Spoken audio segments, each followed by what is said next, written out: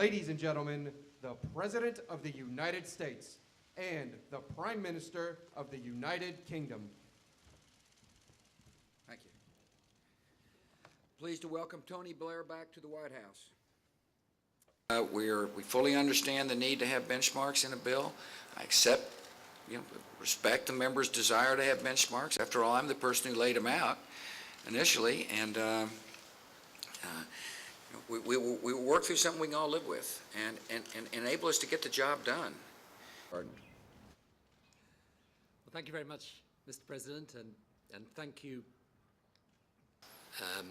I believe that we will remain a staunch and steadfast ally in the fight against terrorism in Iraq, in Afghanistan, and elsewhere.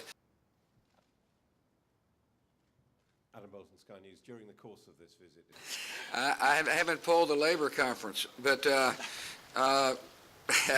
could be. The question is, am I to blame for his leaving? I don't know. Climate change deal. So it's a pretty important thing, and that's what we're working on. I mean, you can debate that as much as you like, but I want to say one thing to you, since it'll be the last chance I get to do this type of press conference in the Rose Garden, standing next to President Bush. I've admired him as a president, and I regard him as a friend. I have taken the view that Britain should stand shoulder to shoulder with America after September the 11th. I have never deviated from that view. I do not regret that view. I am proud of the relationship we have had. I'm proud of the relationship between our two countries.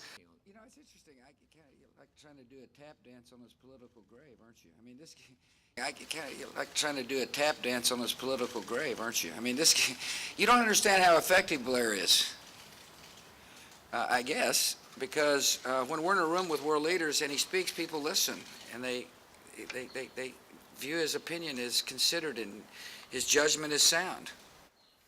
And I find it interesting, the first two questions are, is this the right guy? People admire him. Even if they may not agree with him 100%, they admire him a lot. And it's not just the American president who admires him. A lot of people admire him. And so he's effective. He's effective because he is, his recommendations to solve problems are sound. He's also effective because he is the kind of person who follows through. There's a lot of blowhards in the political process, a lot of hot air artists, people who've got something, fancy to say. Tony Blair is somebody who actually follows through with his convictions and therefore is admired in the international community.